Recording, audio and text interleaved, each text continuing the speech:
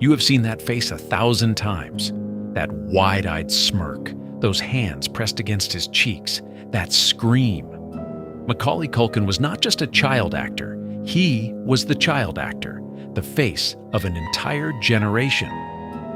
The boy who made every kid in the world believe that staying home alone could be the greatest adventure of their life. He was everywhere: posters, magazine covers, talk shows, billboards. Hollywood could not get enough of him, and neither could the world. But then something happened, not slowly, not quietly. All at once the lights went out, and the boy who had been the most famous child on the planet simply vanished. Not into scandal the way people assumed, not into disgrace, but into something far more painful: silence, abandonment, and a betrayal so deep it came from the very people who were supposed to protect him. This is not just a story about a child star who grew up.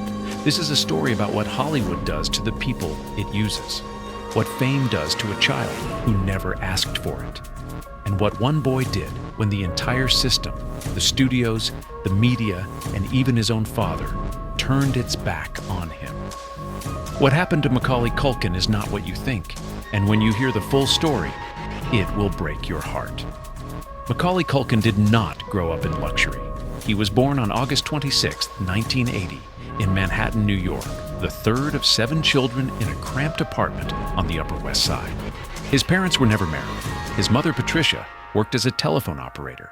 His father, Kit, was a former stage actor who never quite made it. Money was always tight.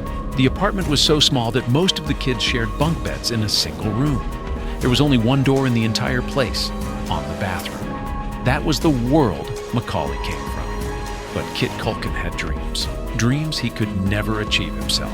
And so, from the moment young Macaulay showed the slightest flicker of talent, his father made a decision that would change everything. By age 4, Macaulay was performing. By age 6, he was in commercials.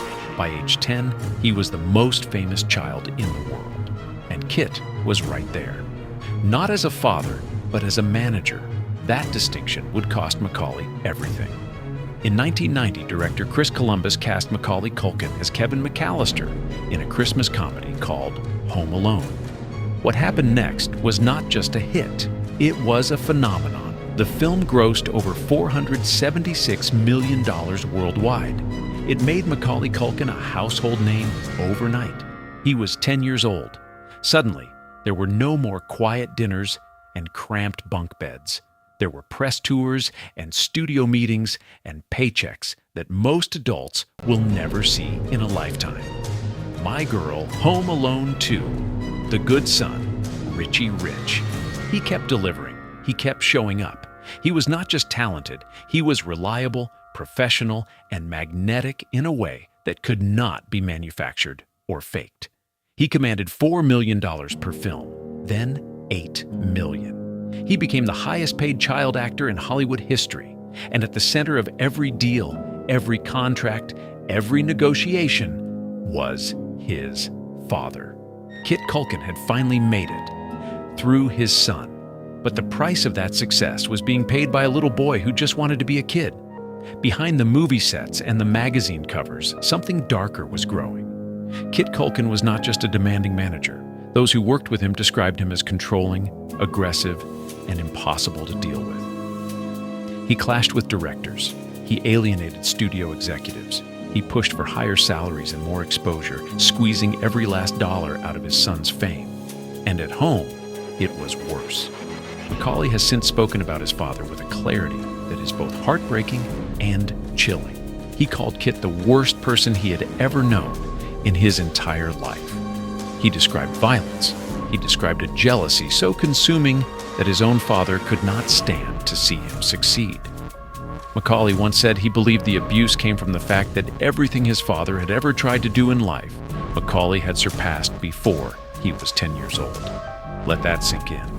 A father so consumed by his own failures that he resented his 10-year-old son for being extraordinary. And Hollywood knew.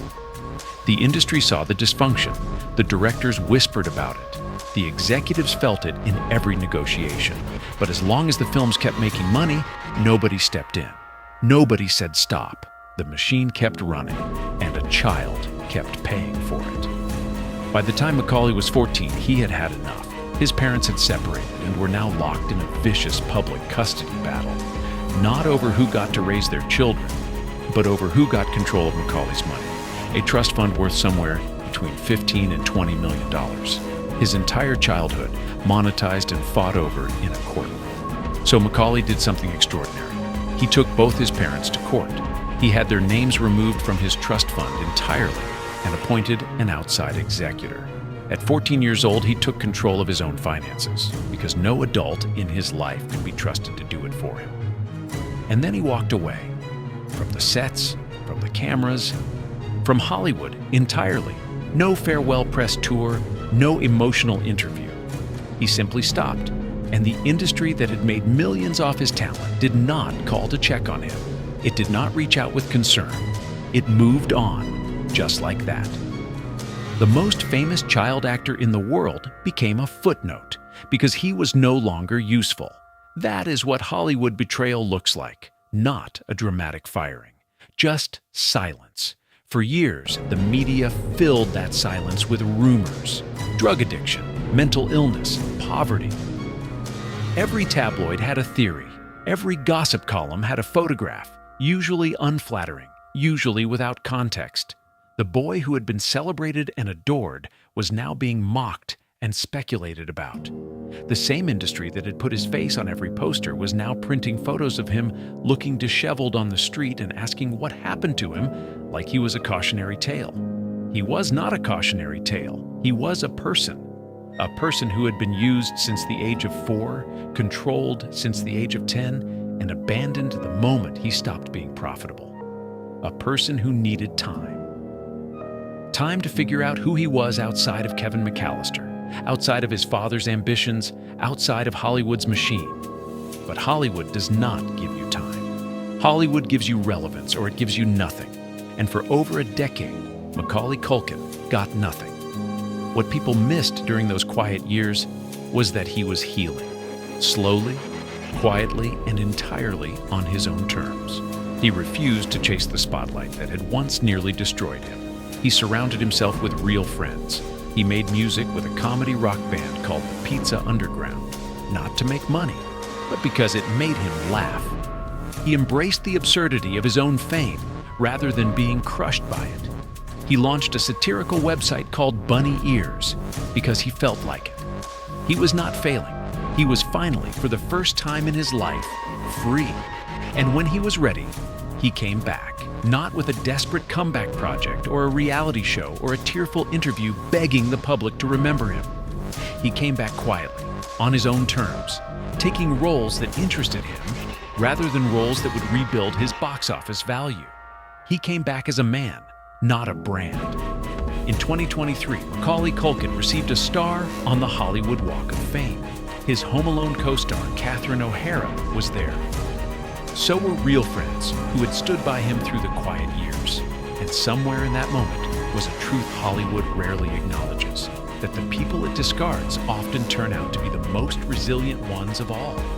When people look back on the golden era of 90s cinema, they remember the spectacle, the blockbusters, the franchises. But they forget what actually made those films matter. It was the kids who showed up and gave everything. It was the performers who had no union protection, no real advocate, no adult in the room whose job was simply to care about them as human beings. Macaulay Culkin was never just a child star.